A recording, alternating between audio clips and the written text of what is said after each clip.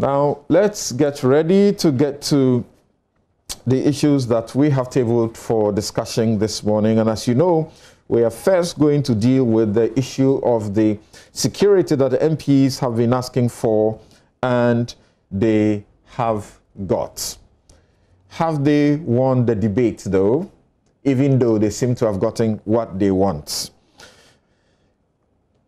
We'll look at that and the phenomenon of independent MP candidates. How good is that for our democracy? And will they survive the kind of political party regime we have in this country? My guests will be ready shortly, and I will introduce them to you as we get them ready. But let's begin by listening to the Interior Minister, Ambrose Derry, who talks about the provision of more security for the MPs. We'll hear the Minority Leader in Parliament, Haruna Idrisu, who justifies security for the MPs, and Major Retired Derek Odro on the MP security. He justifies why MP security must be beefed up, and he does it in the most emotional and passionate way. The MPs also have a reaction to the Interior Minister's assurances that was given to them. Two MPs have been sharing their thoughts with us, and we want you to be up to speed with that. And then we'll hear President Akufo-Addo on the Formina MP matter. And we'll be right back. I want you to note that security for parliamentarians has always been the principle. Actually, from 1992, we had the Parliamentary Protection Unit of the police established here. What has remained over the years is that extent to which the security has been provided, which is directly related to the situation of the security agencies over the years, capacity to do so, among others. So I want you to understand that the protection of members of parliament is part of the general national security architecture, which, first of all, is being taken care of by a number of strategies that have been put in place. Between now and the end of the year, we are going to provide additional 200 police personnel to be part of the Parliamentary Protection Unit, making it therefore attain the status of a divisional police command that would take care of members of parliament as bodyguards. But we ideally, to get to where we should get to, subsequently, we should have 800 police added so that each member of parliament will also have security at home in the day and night. The judges do have that. Ministers do have that. Indeed, leadership of parliament, the speaker, deputy speakers, and leadership has that. So thanks to the retooling, we've got adequate police personnel to deal. MPs are citizens of Ghana, basic. Like any other citizen of Ghana, they deserve the protection of their personal safety and security. What Parliament is simply doing, arising out of a need, is to demand an elevation for the personal protection of MPs within the meaning of the privileges and facilities guaranteed them as Article 71 office holders. We've asked the Minister for Interior to improve the general security landscape in the country, not just in the run-up to the election, but at all other times. But we simply are saying that other Article 71 office holders enjoy a privilege and facility of self-protection with the police. Words cannot express our anguish at the manner in which our colleague life was stolen away by armed robbers.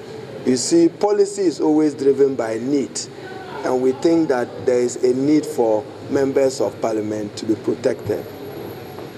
Our work exposes us to some risk, which risks may be greater than risks that all other persons are exposed to. So if you rise against members of parliament as if we are from Afghanistan, as if we are from Congo River Basin, who are brought to come and put down here to serve the nation. Meanwhile, you voted for us. You're supposed to love us, get us closer to you. But you hate parliamentarians. And it's partly because some of you, the media, you incite the general public against us. We must be frank. So the Interior Minister is saying that, yes, they have enough police people to provide security for MPs and provide security for the whole nation. How many of the MPs do you want them to be killed? Before we ask of this personal security for MPs. I don't think you are happy that our brother Kwanzaa has been killed. I don't think you are rather, or you are shedding crocodile tears. Okay. The concern being raised by security experts like Colonel Retired. I don't want to hear security experts. I'm also a security expert. Listen. But for example, they make the case that if you are taking 200 men off patrol duties, visibility duties, in the long term, 800 of them, certainly operational police work will be affected. What work visibility is likely to be reduced. I am saying that they are visible all over the place. The Interior Minister is saying that he has no problem. You, the security expert, you are sitting somewhere and say we have problem. I am saying that 200 that doesn't cause any harm to the police authorities. They don't have any problem. They are there, they say they don't have any problem. You are sitting somewhere and say, I'm a security expert, and they have problem. He appears to understand how this works. He appears to misunderstand. He appears to misunderstand what you are saying. He doesn't understand the situation. How can you say that until and unless all the parliamentarians come to realization or are able to solve the problems of the killings in the country, are we responsible for the killing of the people? We make laws. We make sure that government should sit up and make sure that everybody gets adequate protection. So if something happens, we call them to Parliament for them to come and answer. That is our responsibility. We don't have cane here to whip.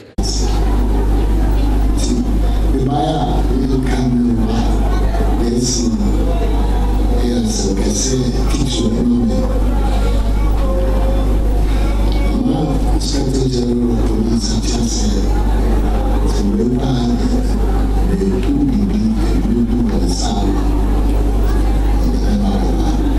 when we are so wonderful when he police said when we are so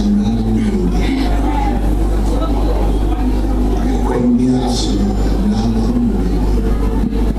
we said yeah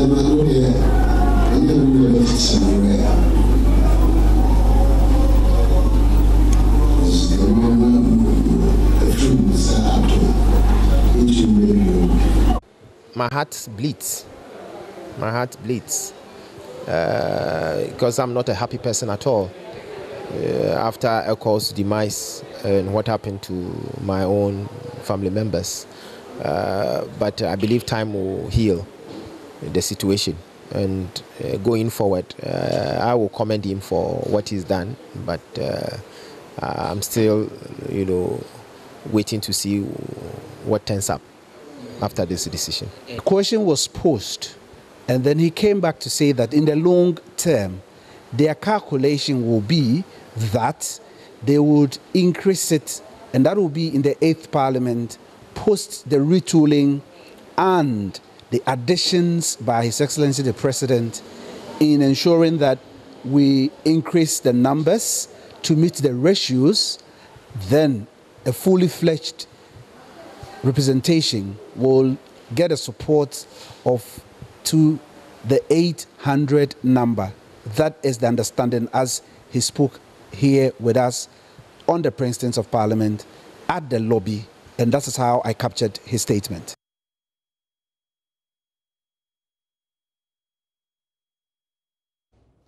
Right, so now let's return here to the studio and begin this discussion. And right here in the studio is Abdul Malik Kubako, editor-in-chief of the New Crusading Guide newspaper, and our regular panelists. Joining us via Zoom, Professor Kwesi Ening, Director, Faculty of Academic Affairs and Research, the Kofi Annan International Peacekeeping Training Center, and also Dr. John Osai Kwapong, who is political scientist and member of the IRIS Research Consortium. Thank you all so very much for making the time to join us this morning. Thank you, Samson. Great. Okay, so your Zooms are quite clean. Now, let's begin with Dr. Osai Kwapong. Now, the debate was reignited on the back of the unfortunate murder of the Infantiman MP, and it became clear once again that the populace don't seem to be ready to have the state pay for the security or private protection, so to speak, of the NPs. It's been such fast. The Interior Minister went to Parliament, and now we know that he's going to commence the process by supplying 200 police officers, and then subsequently there will be 800 of them to protect them. After that, we have heard a groundswell of opposition from, members of society suggesting that the MPs may have given themselves what they want, but they have not won the debate. Why do you think we are where we are when, in fact, it does appear that there is some inequality, some discrimination in not taking care of one arm of the government, when the other two arms of government all enjoy this facility? All right. Good morning again, Samson, and good morning to all your listeners. So if you think back to the issue that has served as the impetus for the demand for additional security, expansion of security for our MPs, one of the questions that it raises is it's an issue of what exactly is the policy problem here and what is the appropriate policy solution. As I follow the story and as I read the story, the unfortunate passing of the Member of Parliament, that if it's a question of a general sense of insecurity, right, that if it was a case of armed robbery, that they were just these armed robbers were just hiding out, just looking for a victim to pounce upon, and therefore did not know exactly who was or was not in that vehicle, then that's a different proposition and a different conversation, because then it raises the issue of the general security of citizens as they travel our roads and our highways, which then would call for a very different policy conversation. The response from the Interior Ministry, the demand of parliamentarians, seems to frame the problem as one of insecurity of members of parliament, that the terrible crime committed against the deceased member of parliament was as a result of him being an MP or engaged in his duties as an MP. If that becomes the case, then the policy solution that they are tinkering with does have some merit, right? That if he was targeted in his capacity as an MP, then I can see why members of parliament would immediately get into a state of panic and start worrying about their security, and then making the demands as to something has to be done and has to be done immediately. From the perspective of the citizens, in terms of some of the pushback, some of the backlash that you read in comments on social media, in the general media, I think also stems from some of the perceptions that citizens hold of Parliament as an institution and of members of parliament. And that, you see that coming through very clearly when you pay very close attention to the Afrobarometer report. So if you look at Afrobarometer on questions like, do you trust your members of parliament? If you look at questions like the approval of the performance of parliament, or even if you look at one of the most recent research that was done by Professor Usumensa from the Department of Political Science at Legon, and some of the sentiments expressed, I think that is what you see coming through as members of parliament are making the case that they need added security in order to do their work as parliamentarians and to feel safe.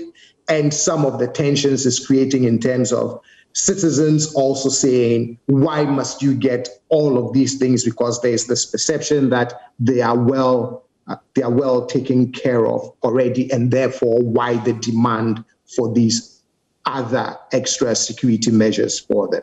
So I think that's why you see that tension. And then as to how we got here to make, to create this perception that members of parliament are already being treated well and keep asking for more. Again, I think it's a reflection of some of the things that you see citizens express when you test their polls in things like the Afrobarometer survey.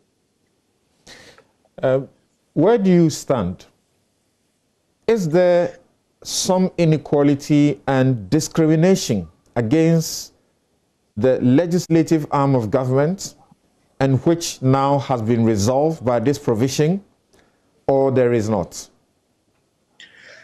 I was always under the impression that certain provisions are made for our elected and appointed officials, so that if members of the executive arm were given certain protections, as well as other services in order for them to carry out their duties. I was under the impression that it was made equally available to the other branches of government, meaning the judiciary as well as the legislature.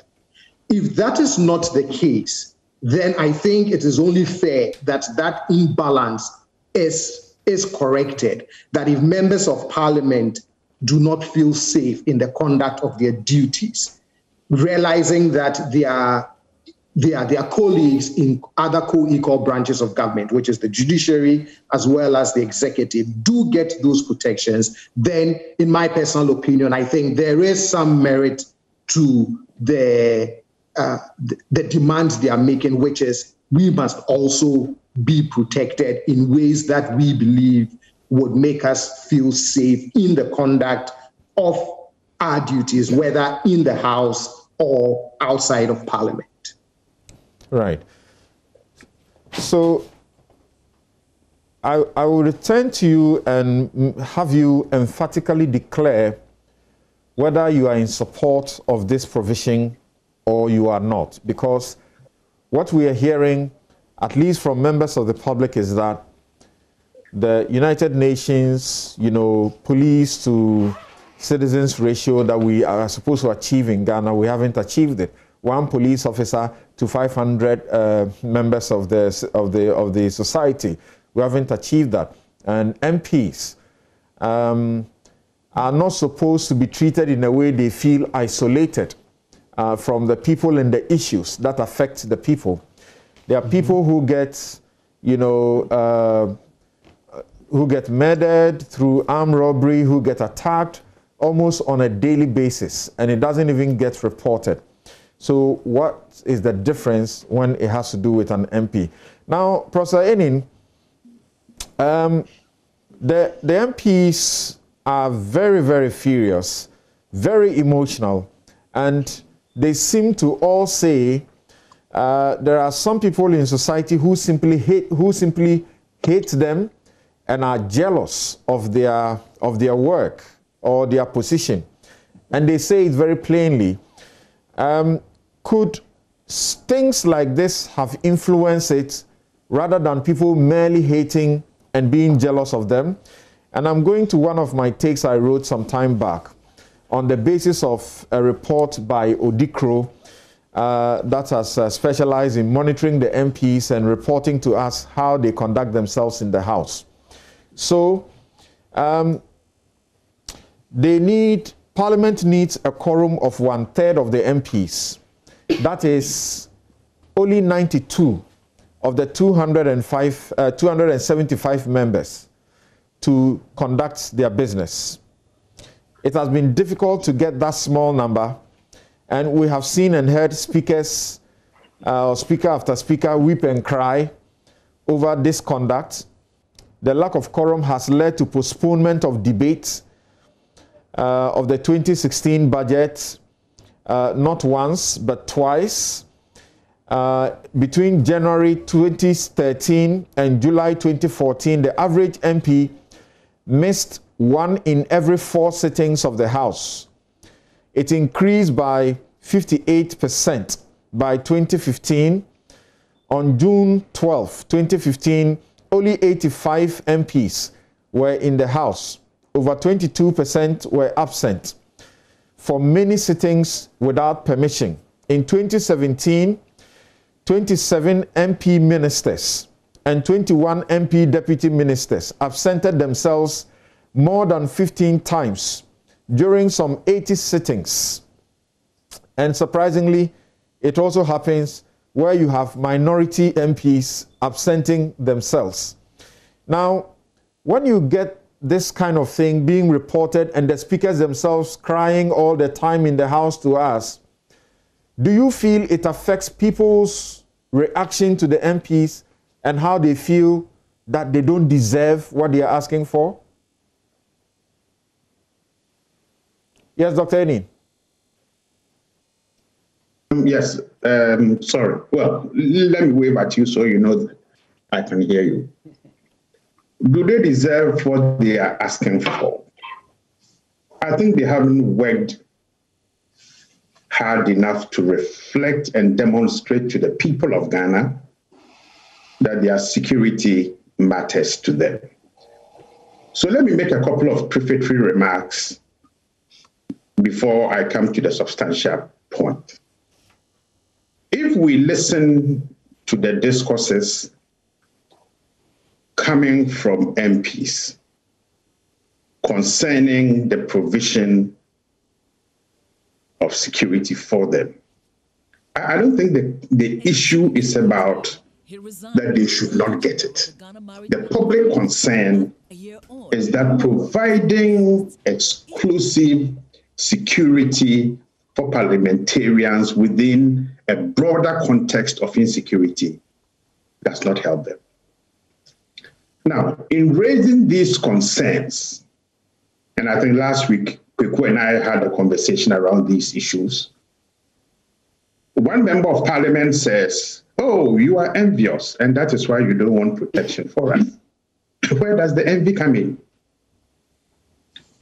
There is no single instance where, for any of the 275 MPs, the public has gone to their homes and said, we want you as our MP. They have come to the public seeking their consent and their vote. So where does the envy come in? The second is the transactional relationship and the demand for love. That is also coming in the public discourse. Engaging parliamentarians and encouraging them to take public security as a critical aspect of their work within the general context of insecurity cannot be reduced to transactional love. That, I think, is unfortunate. The third general discourse is that parliamentarians are national assets. Every single living Ghanaian is a national asset. If we change the dynamic of the discussion away from natural resources and to say the human population of Ghana are those who matter and are the assets of the country, then our conceptions and understanding of what security is and what must be provided becomes key. And Samson, I like your introductory point about putting Ghana first. Because if we look at the three instances of parliamentary responses to this debate, it is as if some group of Ghanaians love the country much more than those who are speaking. And that is fallacious. Now, the Interior Minister's point about the Parliamentary Protection Unit is a very good point. The question is, we are now heading into the 8th Parliament, if I'm getting it right. Okay, what has resulted in this protection unit not being established, equipped, retooled, and allowed to work? And it is reflective of Parliament's larger weakness in dealing with security issues. And I'm going to raise a couple of questions that I raised last week. If we take all the discussions in Parliament relating to security in the Hansard, I think the statistics, Samson, that you have shown will even be more on the positive side. A couple of weeks ago, less than a month ago, we had secessionists attacking the Volta region. I doubt very much if any of the ministers have been called to Parliament. Or Parliament has had a discussion taking into consideration the sense of fear, insecurity that those areas that were attacked and their citizens feel. Yeah, they've done so. They've had a discussion about it. They've expressed concern and they've asked that the right thing be done as quickly as possible. What is the right thing? No, these are amorphous words that hardly mean anything. They don't control the purse. They don't control the purse. No. There are two parliamentary committees: public finance, public accounts, and finance. It's Parliament that passes the budget. Okay, the power of Parliament is that it has the purse strings, or it controls the purse strings. Okay, except we are arguing that they are shirking or shelving that responsibility. So let me come to the assessment. Theoretically, legally and theoretically, that is their job. But as you and I know, by the structure of your constitution, the imperial executive decides how much he wants to spend at what time. The parliamentarians hardly have any impact on that. Yes, but Samson, is that not a reflection of the weakness of Parliament over time since the Fourth Republic? That over time, the executive has become so powerful that what in practice ought to be the power of Parliament has actually been undermined over time. Okay, so let me move on to frame my contribution to the conversations more as questions. First is the issue of the provision of the security for Parliament. And once more, I want to play the devil's advocate.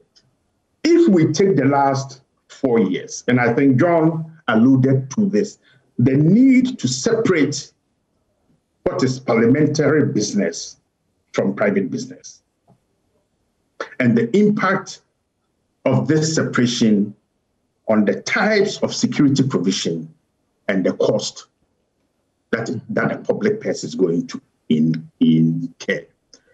So number one, what is the end state that we are looking for with the provision of this security? And I want to take the higher number right from the word go, the 800 men and women. Okay, what is the objective?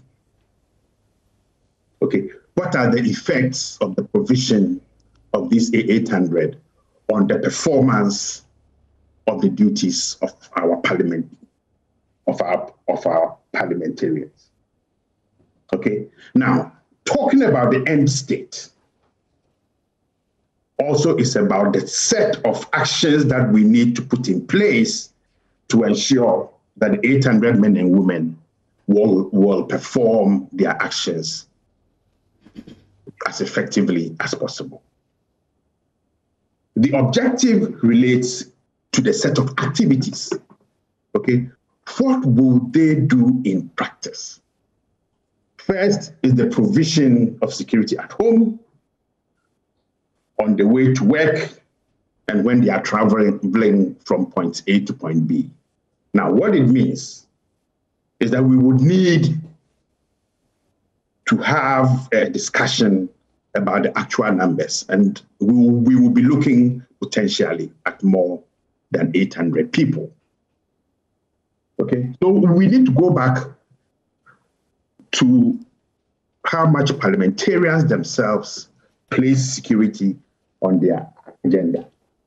The second point relating to security assessment is the threat assessment itself. How many parliamentarians have died since the Fourth Republic, and how many of those deaths have been related either to road accidents or to attacks like JB Dankwa Edu and then Mr. Kwanzaa? Now, I will posit without having looked at the Hansard and the statistics if they are available, but I think the Bureau of Public Safety might have it. That probably more MPs or candidates have died as a result of road traffic accidents. I doubt very much if there has been a discussion or how often there have been discussions about improving road safety. So we need to understand the threat assessments and the objective conditions that create the insecurities that we are now providing this. And talking about road accidents, very bad news just this morning. We woke up to learn that the NPP's Yape Kusogu, parliamentary candidate, has died in a car crash. Apparently, he was on one of the normal campaign duties as we expect them to be doing. But Dr. Eni, if you can hold on there for me, I want to bring Kweku on, beginning with the question. You have a long-standing position that they deserve this, we should give it to them. But why do you think that still many members of the public don't seem to support this idea, and the MPs feel as if they are hated and that people are envious of them? And it's not only Major Derek Odro you have heard talk about people being envious of them. Even the majority leader himself has actually, pointed to journalists being envious of them and doing things that get people to hate them.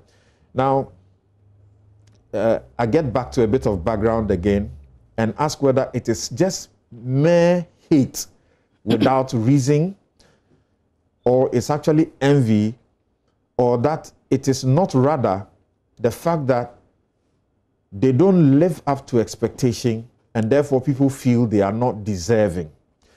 I mentioned the fact that they need 1/3 to form a quorum. When the RTI was being considered, RTI law, which is for the benefit of all of us, was being considered, something was happening.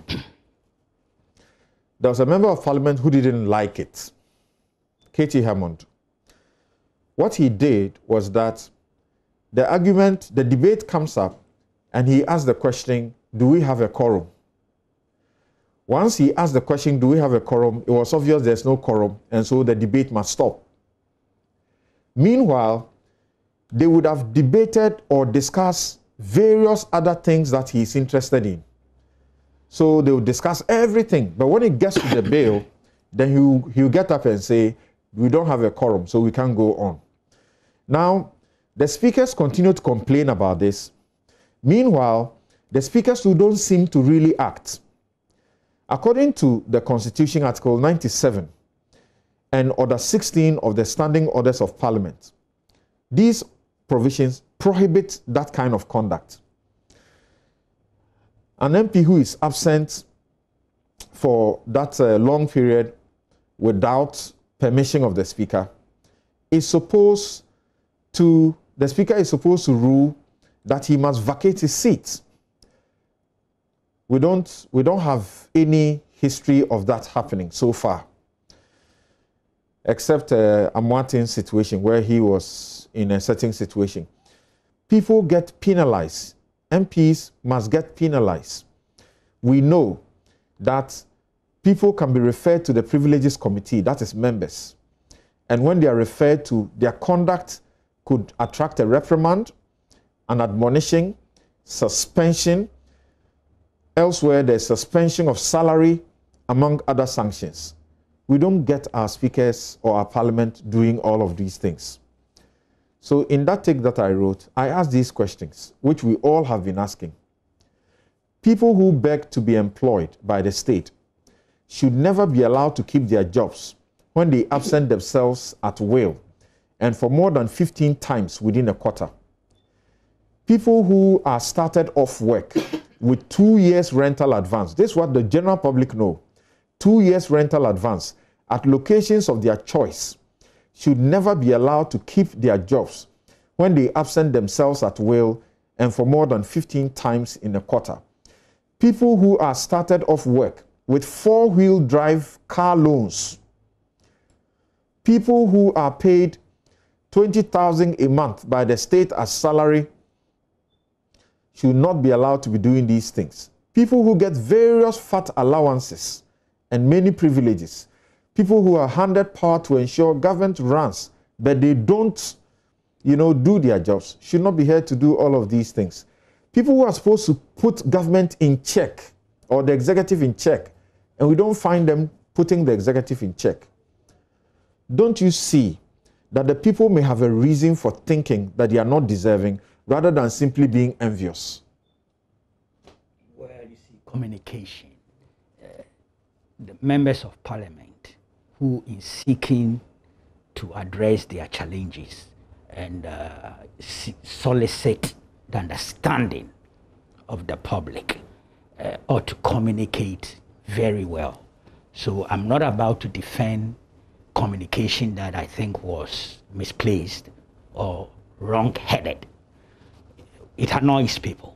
It doesn't aggregate support for your cause. So I'll concede that there have been 1 or 2 or 3 communications that I have found unpleasant, and it doesn't help anybody's cause.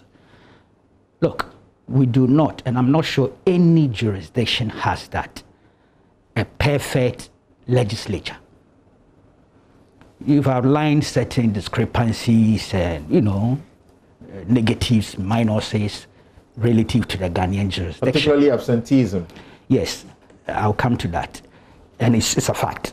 It does happen. As to whether we've had a situation where one particular MP or group of MPs have been consistent on that so as to meet the standard relative to punishing them, imposing sanctions, I'll confess, I haven't done that research.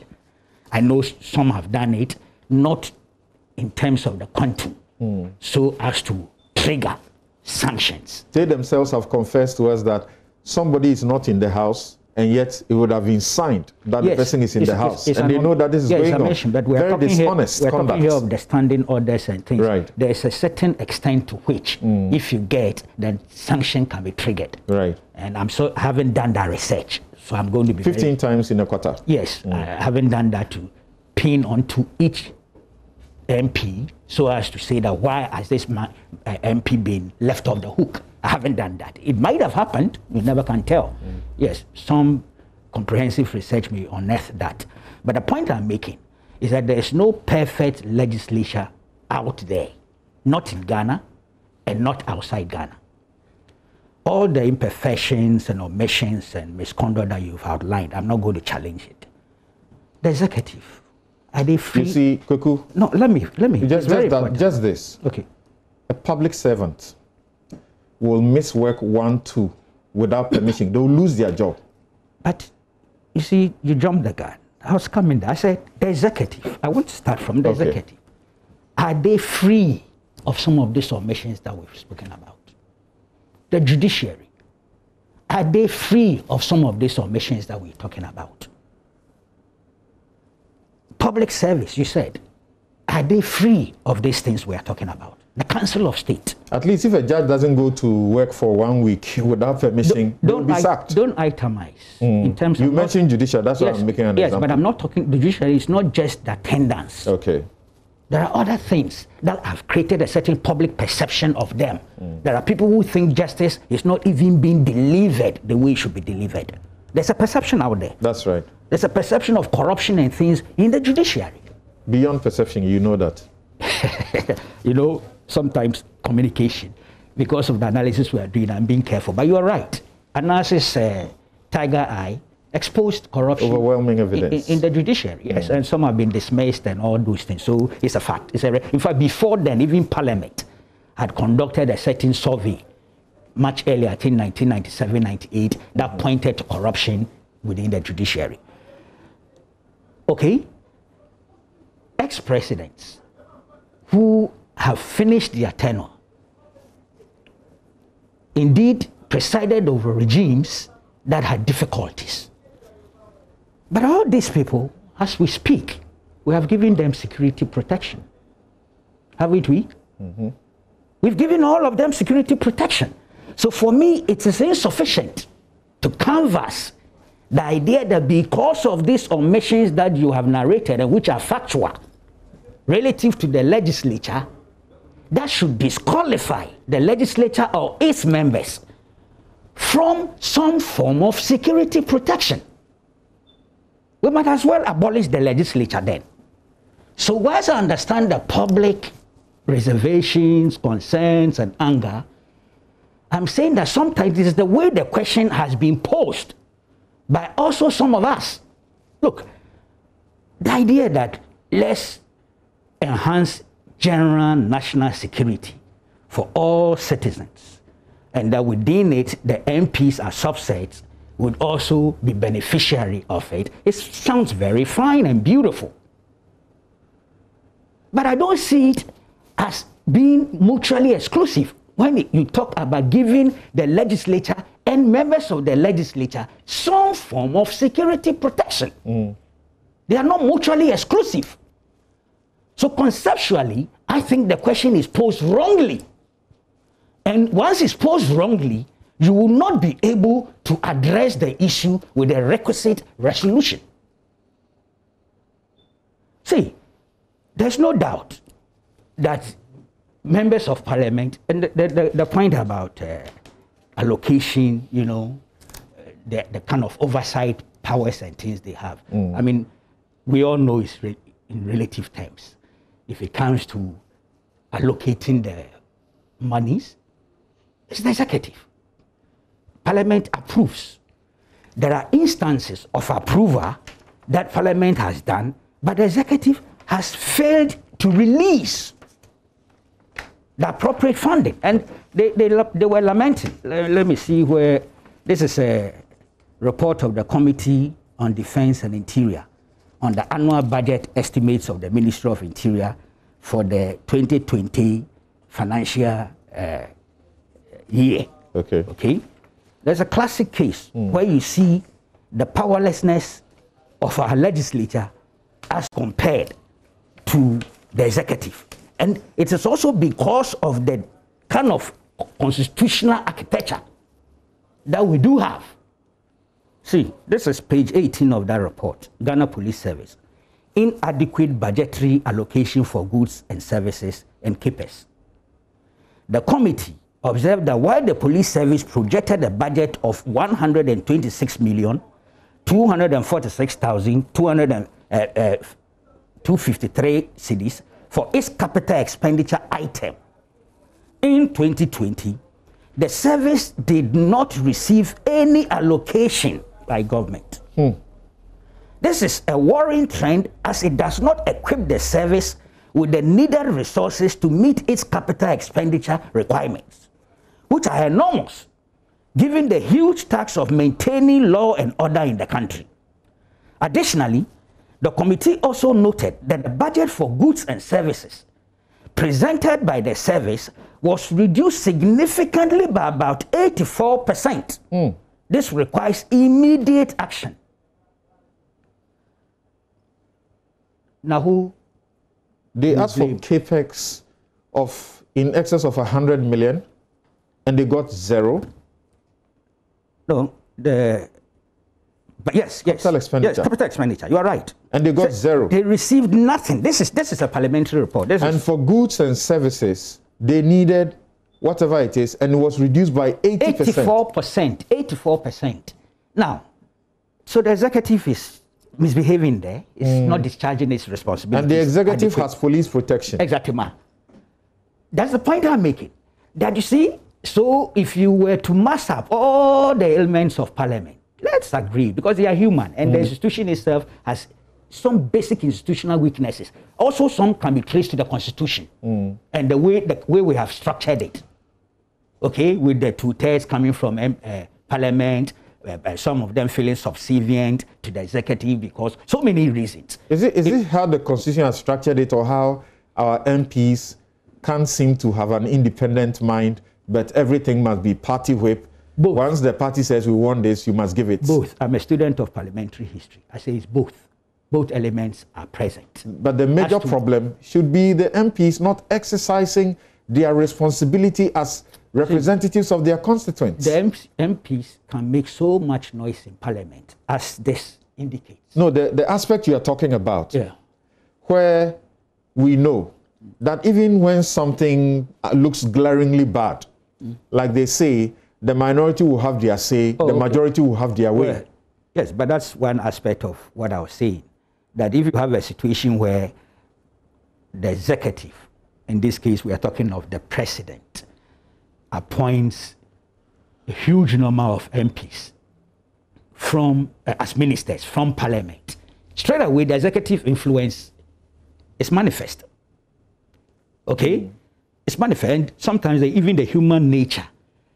It's only few people go to parliament, look, to do service the way their conscience and conviction drives. Majority will follow what the executive is saying. Even the minority will follow what the party executive is saying. You've forgotten the election for DC, the problems that happened. Right. The members of minority in the parliament were going along with everything smoothly till the party leadership triggered the whip. Yes. The so party it's a problem. On that matter triggered the whip after there was a groundswell of public opinion against it, and we are never regretting that you see? We campaigned for a no and won. Now let me go to Dr. Osai Kwapong here, and your good friend at the CDD, Kojo Pumpuni Asante, is asking the question that you began your presentation on. He says, from a public policy point, what is the problem we are dealing with?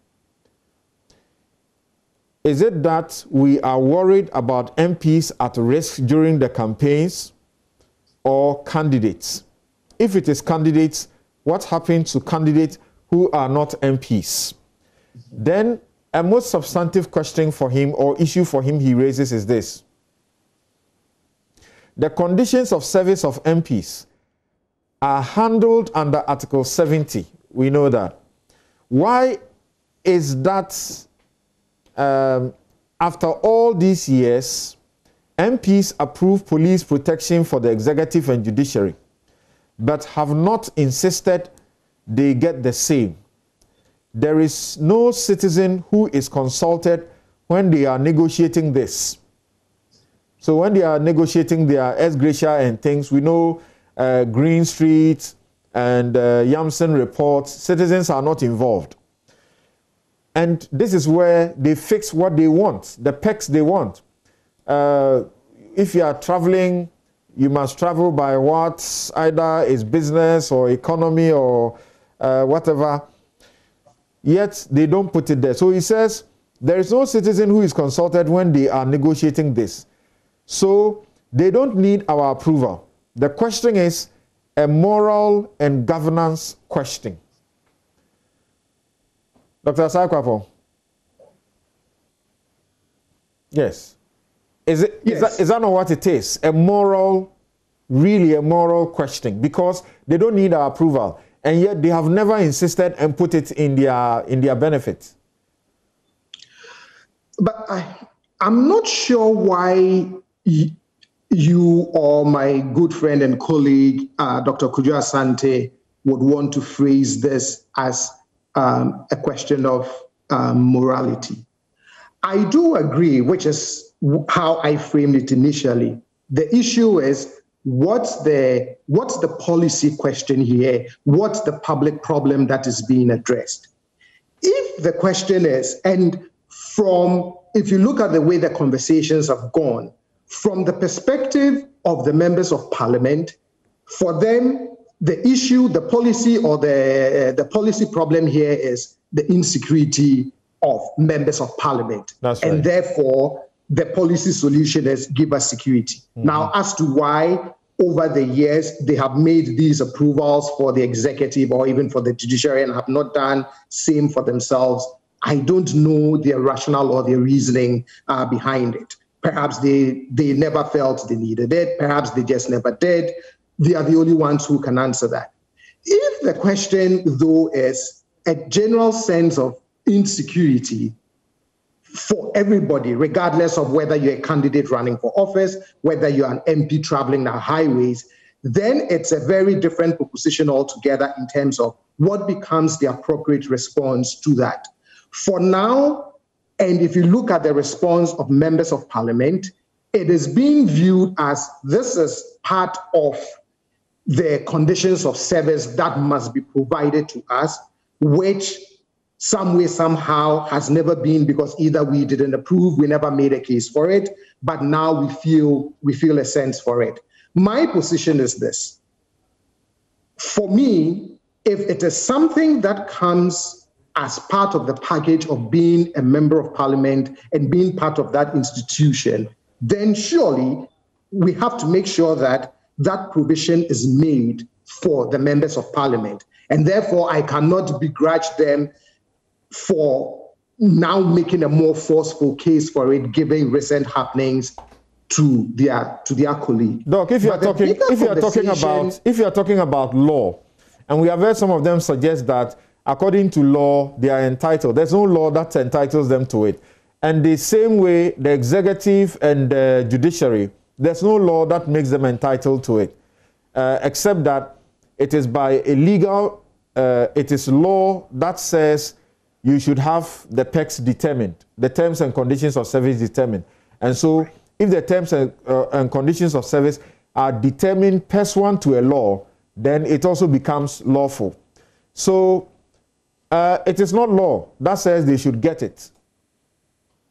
But like as you said, there's a legal framework within which they can have conversations around, based on this legal framework, what can we provide to members of each of these key institutions as part of their conditions of service. Yes. So that's where I'm coming at it and saying that if generally over the years within that legal constitutional framework, it's been agreed that these are some of the things that are the practical realities of those conditions of service, then sure.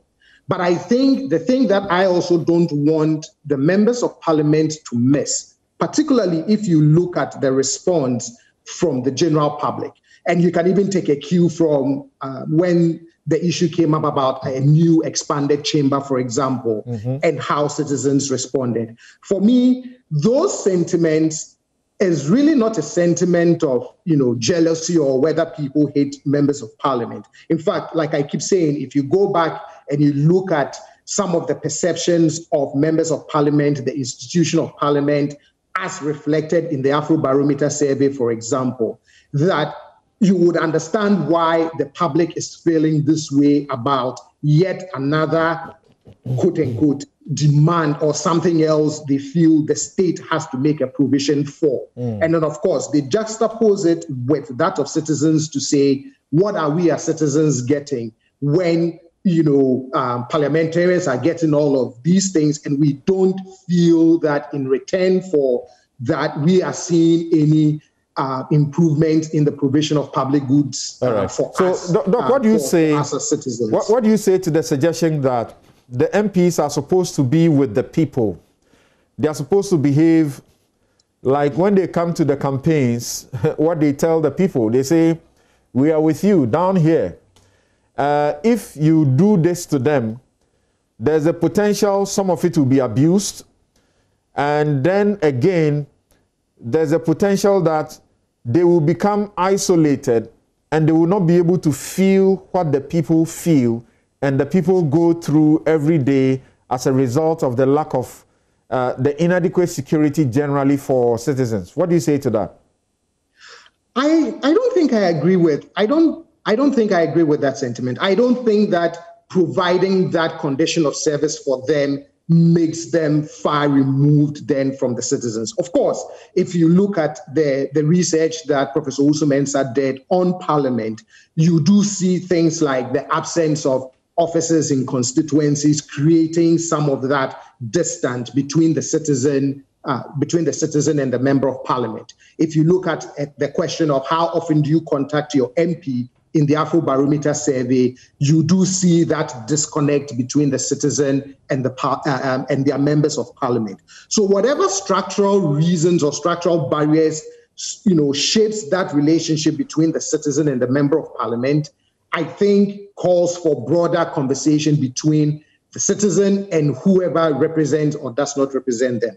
But as to whether providing a condition of service for the member of Parliament makes them even further removed from the citizen, I don't think I personally share that sentiment. Okay, so I'm going to Professor Kwesi Ening now, and Kweku Ntwibo Esiako puts it this way. How much is the cost of the life of one MP plus the cost to organize one by-election compared to the cost of 3 police bodyguards for an MP for 4 years? By all means, let's provide adequate security for all citizens, but let's keep the discussion in perspective. That's a great perspective from him.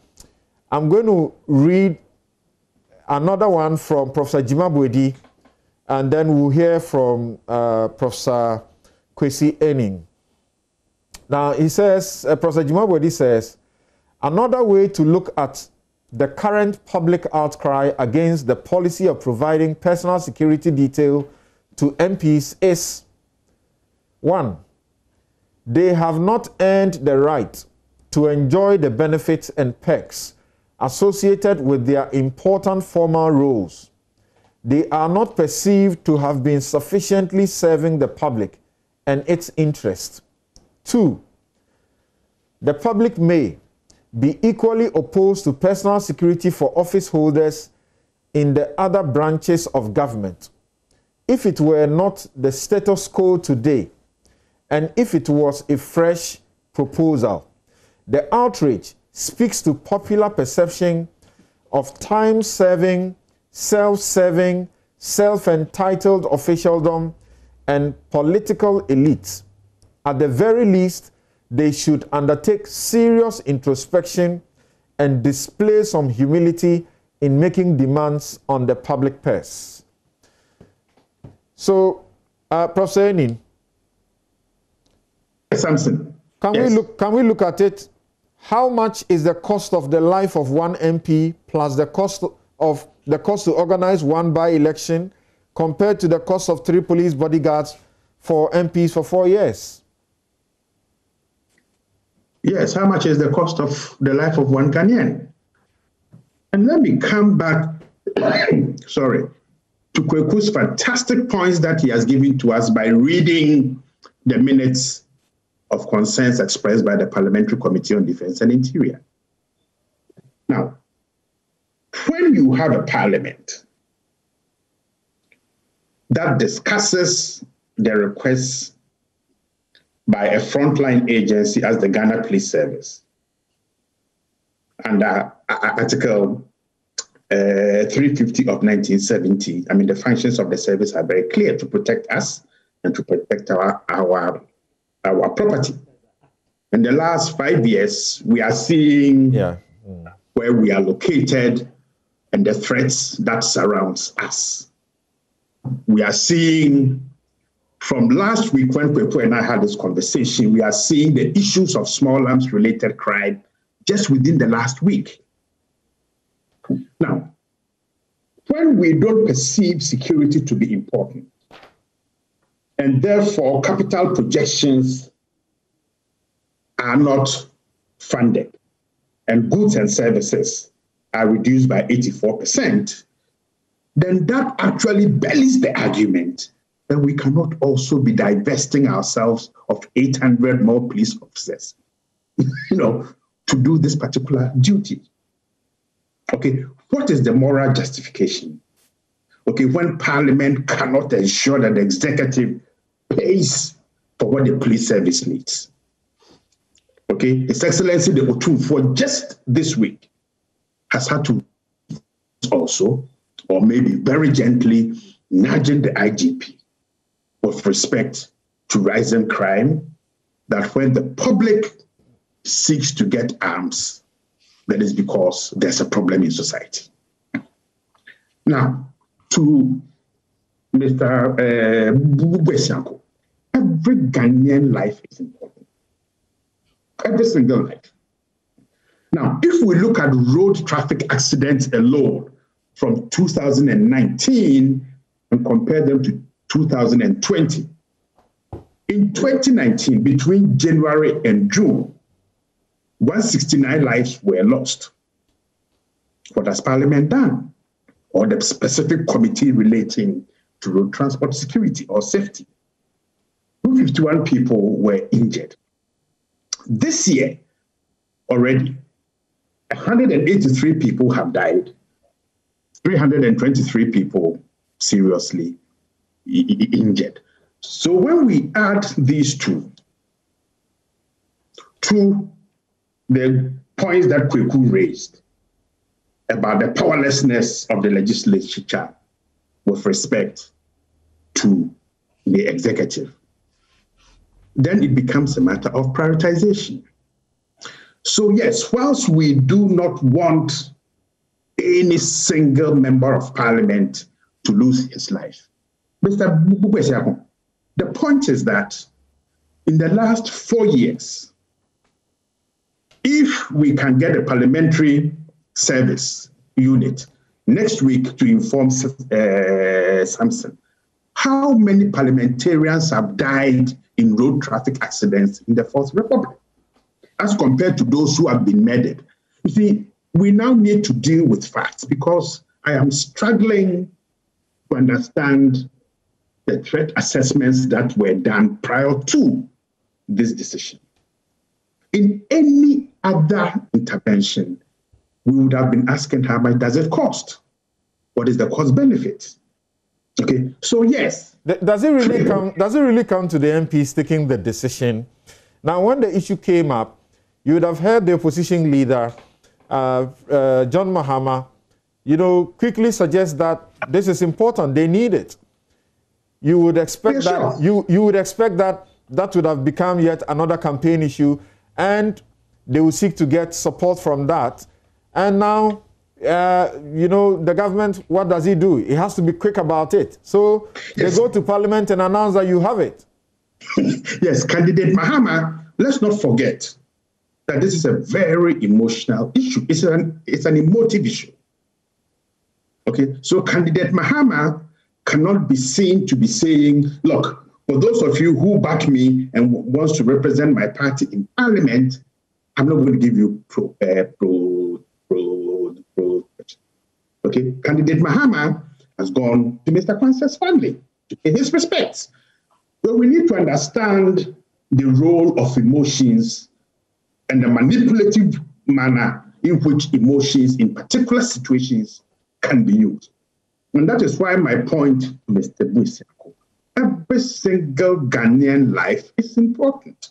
And that is why the conversation about improving general security, okay, as a factor in improving the security of parliamentarians is also very key. Right. Now, Professor Enin, talking about improving general security, and we may take it there to conclude, because Yes. there are some who have issues that when the Interior Minister appeared before Parliament, the parliamentarians were only interested in what they will get, and they didn't require of him as to what will happen or what measures practically have been put in place to assure the security of the general citizens. Now, we have heard friends of yours, including Colonel retired Festus Sabuaje, suggest that even the way we do our recruitments into the security system is one big issue. And then we've just been told by the MP Kennedy Japan that he alone, single-handedly, has sent over 1,000 people from his constituency to security agencies and government companies. Yeah. So if we are talking about beefing up the security, how could it be done in a way that it will be, a merit system with those who can actually do the job of providing security? Well, I think I will leave that partially to Kweku also to answer, because this raises fundamental questions about the politicization of our security and the manner in which, in inverted commas, protocol recruitments are done that undermines the institutional ethos of these organizations. Now, it is not just the undermining of the institutional ethos that bothers me. It also undermines effectiveness, professionalism, a sense of delivering, or that oath of loyalty to the state that is there. So were we to take Honorable Kennedy Japan at his word, that he alone has sent 1,000 people into the different security agencies, and we extrapolate and ask ourselves how many other members of parliament have done so as a percentage of the total number of security agents that we have, and how does that border on effectiveness of the security agencies' capacities to deliver public goods that is protecting all of us? Then it raises very fundamental, difficult questions. Okay, and it is such statements that are then discussed and create that sense of insecurity, precisely because people may not have gone through the proper forms of recruitment. And we know, particularly with the police service, that a couple of years ago, a very senior commissioner of police had to retire precisely because there had been a scam with the recruitment. So probably, if Parliament really does care, and let me use the phrase, love us, just as they want us to love them, maybe they will need to have a conversation about who is recruited, how these recruitments are done, what is the percentage of protocol recruitments related or in connection to all these security services, because this is a very disturbing issue. All right. Thank you very much, Professor Kwesi Enin.